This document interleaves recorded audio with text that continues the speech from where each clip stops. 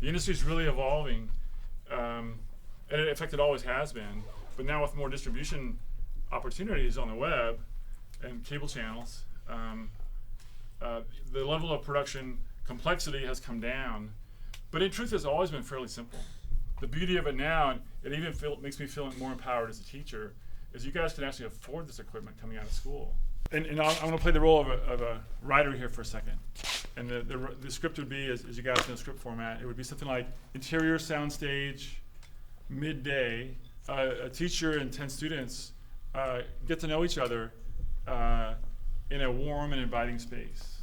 When I was a photographer before, but I worked in documentary stills, so I was a bit confused about lighting at first.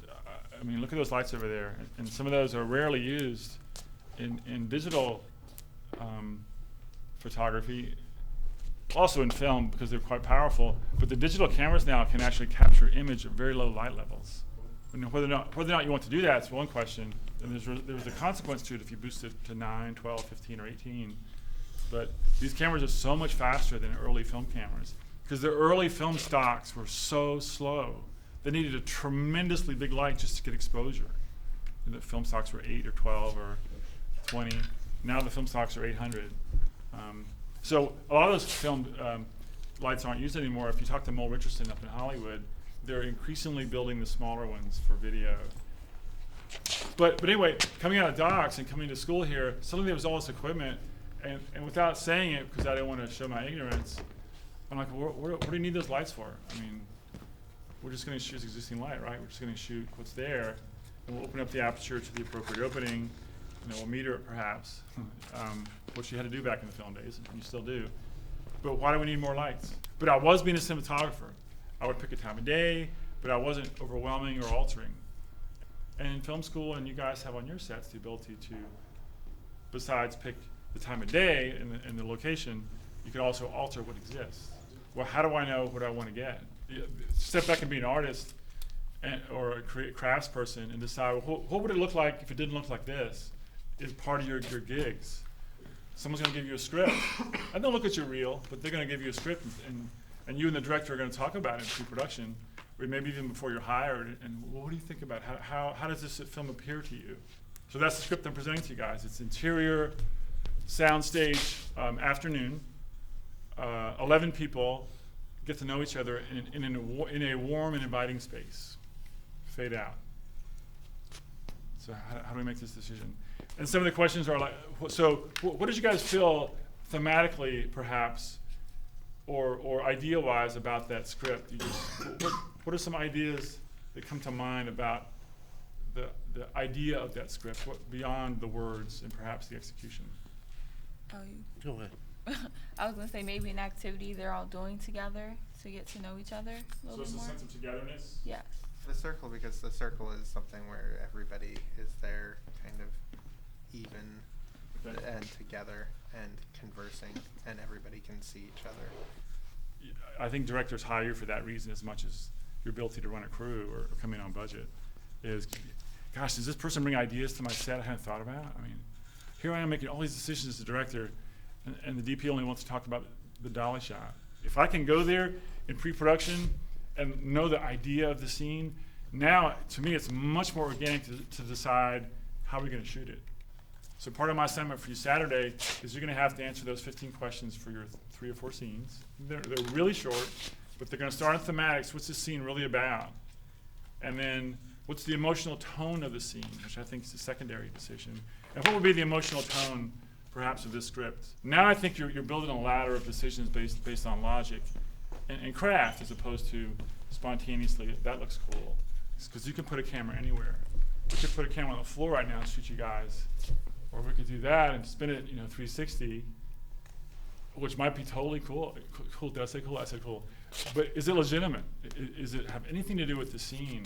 I might have to ask permission or forgiveness, but I'm not going to accept what's there just because it's easy. Just like I'm not going to take a camera out of the case and slap it on a tripod because it's 3 feet 5 inches tall and shoot the whole camera from that height, which a lot of people do. I guess you guys are looking at me, but you can also look at each other. But me first, how am I lit right now? Got kind of a... You're a bit harsh. Okay. Is it a hard light or a soft light? You have a hot light on one side and a very like. So flat or contrasty? Pretty contrasty. Okay. I mean, the center of this light's right here actually, but I'm not quite in the center. But hard or soft? Hard. How do you know it's hard? Because of the shadows. You can see the film noir, classical, hard shadows. Small light source far away. Very hard light actually. Yeah. Although I'm getting fill from this light here. How are you lit right now? You can look at each other, I guess. Pretty evenly. So if we cut from a shot from you to me right now, how do you think it would make an impression on the audience? You would be different than us, I think. I might be distinguished or okay. Sinister. If our interpretation of warm and inviting is that the faces are open to each other somehow, and they're inviting is again it's a $10,000 word. What does that mean? Well, as a camera person, you're gonna have to figure out what that means. I don't have any marshmallows or s'mores, unfortunately. We're gonna create a campfire. Daniel figured out today, if you guys want, you can actually get a C-stand for your set. And we use these things to hold up, suspend and support pieces of equipment on a set. You can always tell a rookie on a C-stand, and everybody in a set always tells you, oh yeah, I know how to do that. So they'll play this trick on you on sets. They say, open it up for you. So a lot of people will open it up this way and do it, and they already know you don't know what you're talking about. But the easiest way to open up these things is flip them over. And you can keep your posture going on here. Lock them up. Some people will turn them and rotate them, and that's rigged. Basically, a piece of equipment that you can, again, hold things with, support things. You don't have to have a person hold it the whole time. Put things in front of lights to alter the quality of the light. We'll give you some of those tools too. There are a couple properties to it, just like your digital video cameras. One property is that the knuckle of this has to be to the right side of the center pin if the weight bears away from you. Why? Because in this orientation it tightens, it falls. If you orient it this way and put something very heavy on here, it actually can loosen if somebody jars it, and then it will accelerate as it falls and hit somebody in the head. So that's, now you know that trick. There's not much trick to it actually. Most filmmaking is pretty simple. So this device diffuses it and softens it, and also enlarges the shape of it. What else has changed from before and now? No ambient lighting. What's that? The ambient lighting is gone, so Okay. the focus of light. Okay. Maybe you can flip off a switch or close a curtain. Just as simple as that, and you might have what you're going for. Totally up to you. But again, I think without the thematic beginning to it, it gets kind of confusing because everything's possible. So this stuff can be pretty simple, actually.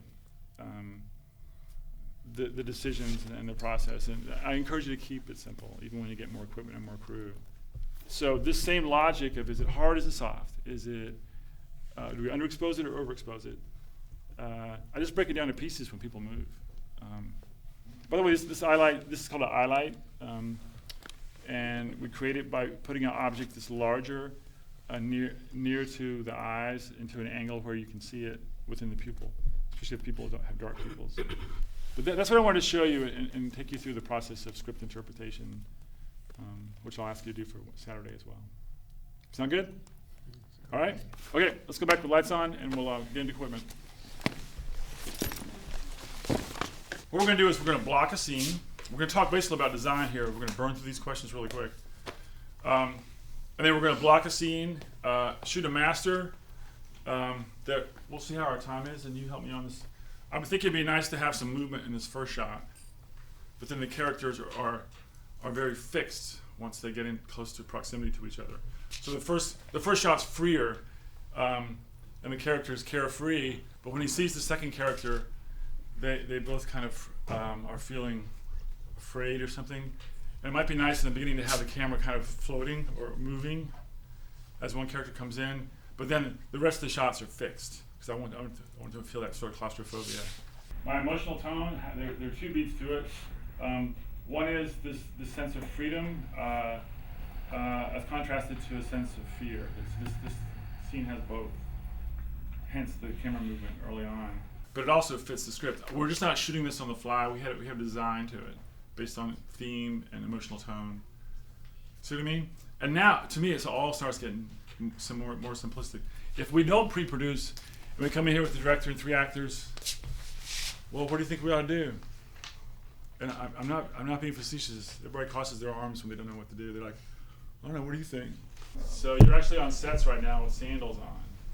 And I know it looks good, kind of roaming there in California here, but we don't work on sets with sandals on. This stuff can fall and bust your toe, and so is that clear on your sets? That you guys have closed-toed shoes on? Okay, we're gonna build 3 lights. The dolly comes over here, folks. And camera department, this camera. There we go. We got it. Cool. It's not that hard, but it's going to be bluer than our lights. So the solution the lighting department's thinking about is to put blue. Once this is done, and you wouldn't have to do that because it already exists in the world, is to put blue gels on our lights so that the colors match. You know, you guys are used to working by yourselves on set. So what are you going to do with these other 4 people looking at you? You know, well, I think it's time to free up some of those choices and let people help you. It feels a little like we're not quite behind it yet. If we can push that couch out, and this is also, you have this prerogative as camera people to adjust your shot so it fits the director's wishes. Or ceiling in a room onto which we're going to bounce some light for fill. I don't think we need to go direct with the fill. I think bouncing will be plenty. I hope. So, of course, you won't have to do this on your set because you hopefully have ceilings in your practical locations, unless there was a fire recently. But so I'm just basically building a ceiling to bounce light into. We're now in the world of color temperature, as the camera crew pointed out. The camera has no idea because we're not going to use auto white balance. So we're going to have to tell the camera what color we want it to represent the scene in. So do you guys remember the process? How to white balance? Who can do that? See, camera. What are you white balancing to? Just that card? That light? Okay. That's fine. What color temperature to get? Did it tell you? I think it was about 5,000. There you go. Okay. So you can do this a variety of ways. You need a This up here. We can do it like that though, right? It's gonna cast a shadow, right? we can both speak this. It's probably all basically in focus because it's so wide, but good to And choose. he's right about that. Just on him close and pull back out. It will hold focus. You know, I'm suggesting a little tighter, just to make it feel a little bit claustrophobic. Rolling. Camera speed and action.